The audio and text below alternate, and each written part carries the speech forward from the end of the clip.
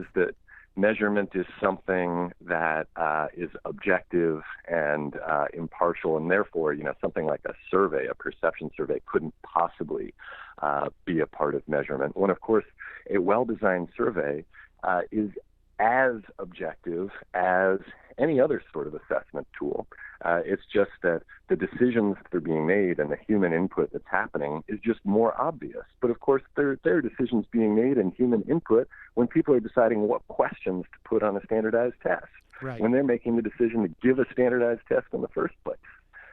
And so, one of the messages that I keep coming back to in this work is that, for 20 years, educators and many parents, increasingly parents, have been, making the case loud and clear that this is a crazy way to measure school quality, and especially a crazy way to measure school quality if you're tying high stakes to it.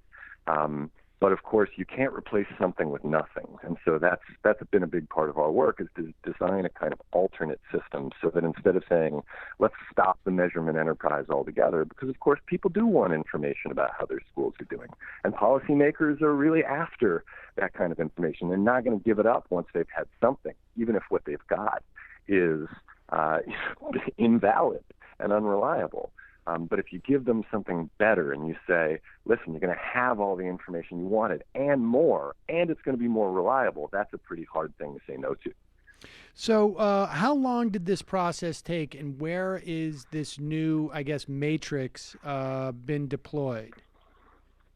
Yeah, so I did 2 years of pilot work in Somerville, in part because it's a small city where a small research team could get a lot done and talk to a lot of people.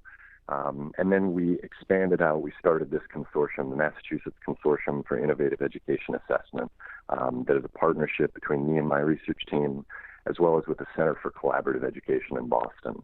And we wanted to start small with the consortium to really get it right. But we also wanted to have districts involved that were really representative of the state as a whole, so that we could show this actually is proof of concept for a system that would work statewide and possibly nationwide. So we've got 6 districts, including Boston.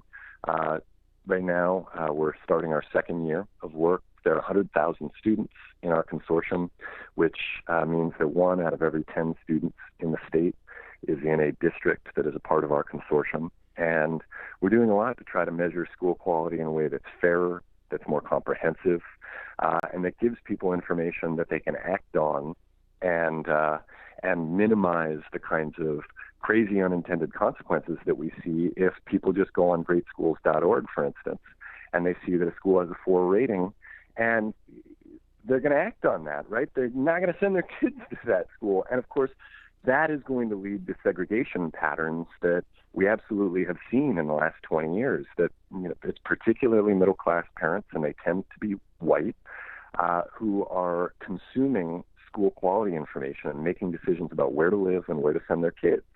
And if the data they're looking at happens to reflect more about demography than about school quality, we're essentially steering them away from diverse schools and sending them out to whiter and more affluent schools.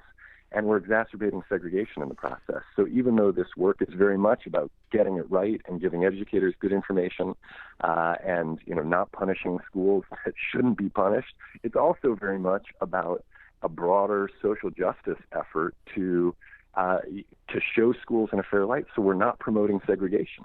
All right, I want to get to that demography because that deals with inputs. But before, just in terms of what your experience was in Somerville, and did you find that could you compare ratings before and after? In other words, were there schools that went down, or does it not work that way? You don't give them a number; you give them more of a. Give me the before and after, and also, like, if I'm looking at 2 schools and I'm deciding, is it as easy as like, oh, this one's a 7, this one's a 4, the 7's better because it's 7. Right. Yeah, it's a good question. So I'll tell you the both and to this story. So you could, for instance, give schools a score. Let's pretend that that's something we want to do. The before and after would be, you actually do get different ratings. That what you measure has a big impact on the overall rating that you would come up with based on that measurement approach. So, we did a little quantitative analysis just in Somerville because we had a couple years of data there. And we looked at what would the overall rating be for these schools if we took all the information we have and we built a kind of accountability system out of it.